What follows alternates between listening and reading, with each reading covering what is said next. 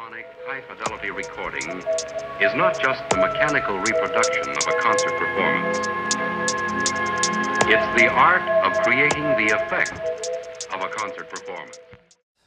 So, welcome to this episode of Fresh Produce. I got Shark with me in the house, and I haven't mentioned who Shark is, but those who have been to the studio know about Shark. But Shark is the coolest dog. She is my wife's dog, and she's 14 years old. And when I set up my studio here, Shark never left my side. So every session I had, she would not leave the room, and she just kind of stayed and became like the studio mascot. So if you ever hear me talking about Shark, that's my dog. So two things. First of all, Merry Christmas and safe travels for everyone who's out and about during the holiday season. And also what we're going to have coming January, we're going to be doing a giveaway. So I'm going to do a little bit of promotion on this episode and the next. Mary Beth will be here with me promoting the next one. And we're going to be giving away some t-shirts and a free recording session. So if you like free, this is how you get put in the drawing. So you want to go to the YouTube channel or the SoundCloud or both. Hopefully you would choose both. But if you're listening to this, you're probably on one or the other. So hit the follow tab on the SoundCloud or the subscribe button on the YouTube, and you'll automatically be put in the drawing. Those who've already subscribed or followed on those mediums, you're already in the system, so we'll pull your name there. And so we'll just jump right in. First up is Glen Slaven. And so I met Glen back in 2011 through Josh Slaven, his son. At the time, I was using this equipment to record like rap and hip hop. So I was super excited to use the gear on like a different instrument. So the singer-songwriter type vibe. And Glen is like a country writer. So I didn't have a lot of knowledge in this genre, and technically I didn't have a lot of knowledge in recording at all besides recording myself or like my own demos. You know, Glen had the most powerful voice that I'd heard. So and not only his voice, but his guitar playing was just really free. Like, you can tell that the dude has been doing this all his life, and he was just really good, straightforward, and came in, played, and he was done.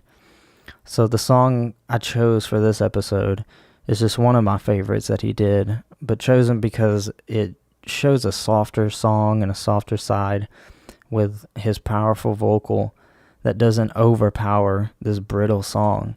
And one of my favorite things is that the guitar playing is kind of loose and has a few flaws, which I love, and it's like catching a blooper in a movie, or that's the best way to describe it. It's like when you catch a blooper in a movie, because it gives you like a glimpse into reality, and it just kind of like distracts you from the story and the acting, and you see that, oh, this is a real person acting. So I really like that feeling of seeing this rawness and reality, and I see that in music. So it's really cool to see imperfection. So you're listening to Fresh Produce, and here is Just a Word. This was recorded in 2011 and in Mississippi and performed by Glen Slaven.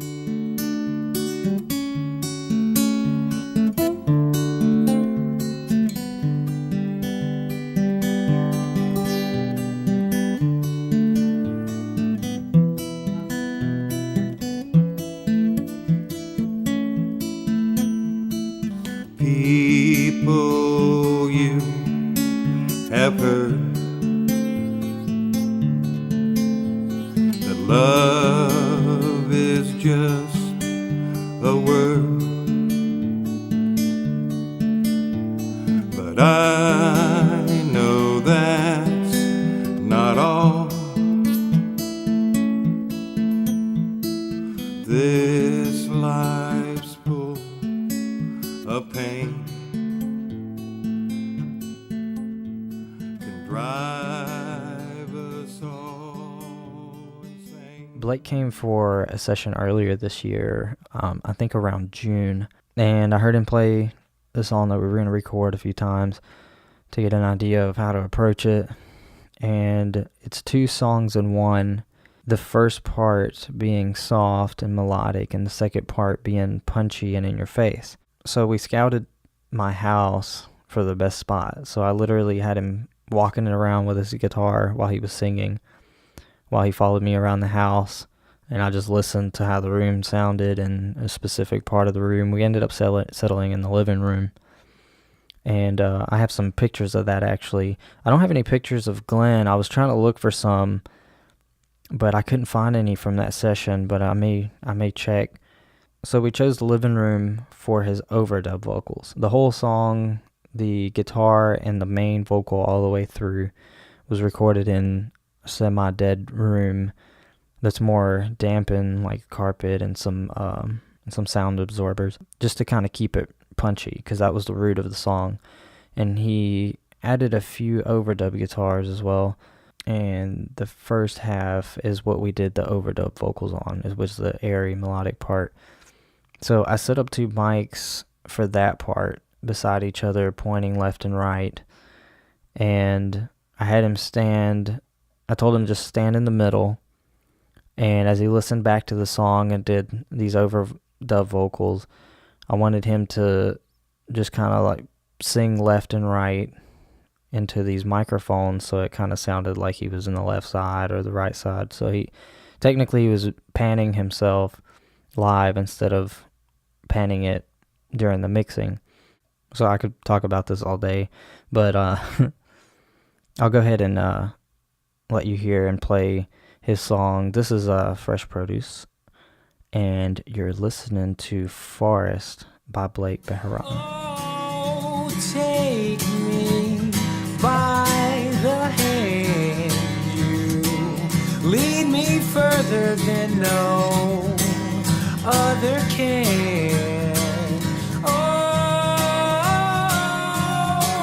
take me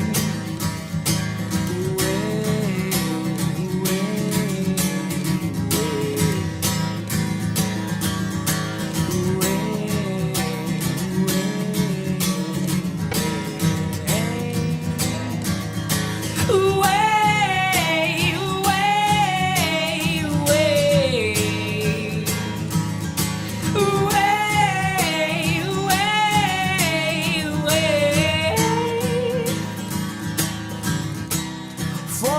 green and shores of sand.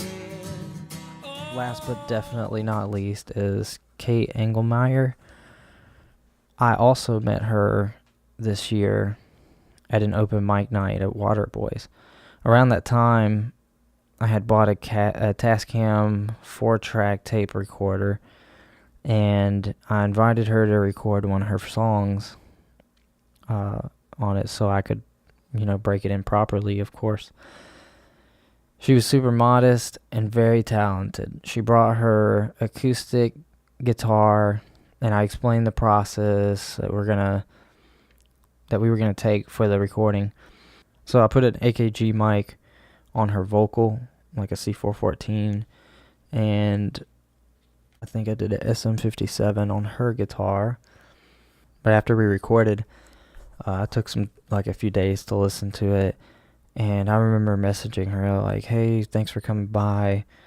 You did an awesome job, and I was wondering if maybe you wanted to add a little more to the song, just to give it a little more depth, maybe add a couple of more instruments and maybe some backup vocals." So without hesitation, she was like, "Sure, yeah, let's do it."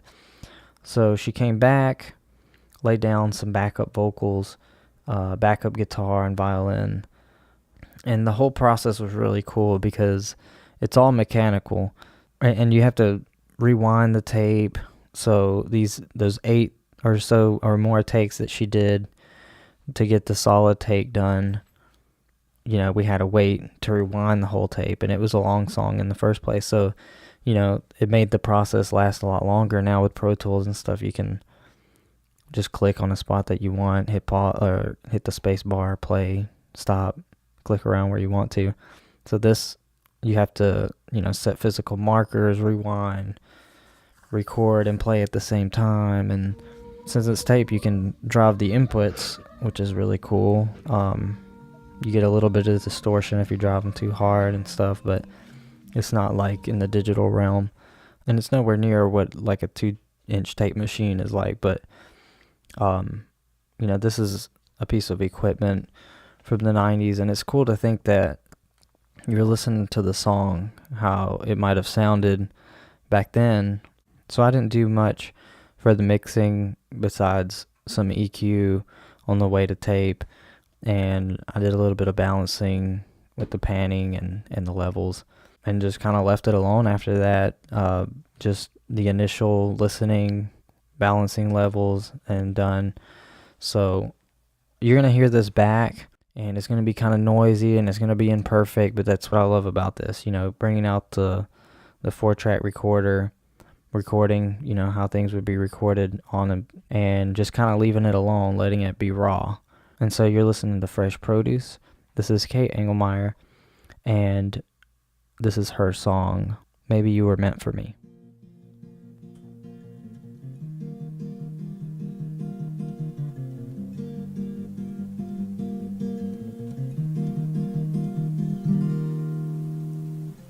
Everything you've ever wanted and more is standing right outside the door to your heart, knocking gently. Oh honey, why can't you see I am waiting patiently with open arms? I don't wanna hide my feelings no more, 'cause I think you're the one I've been waiting for.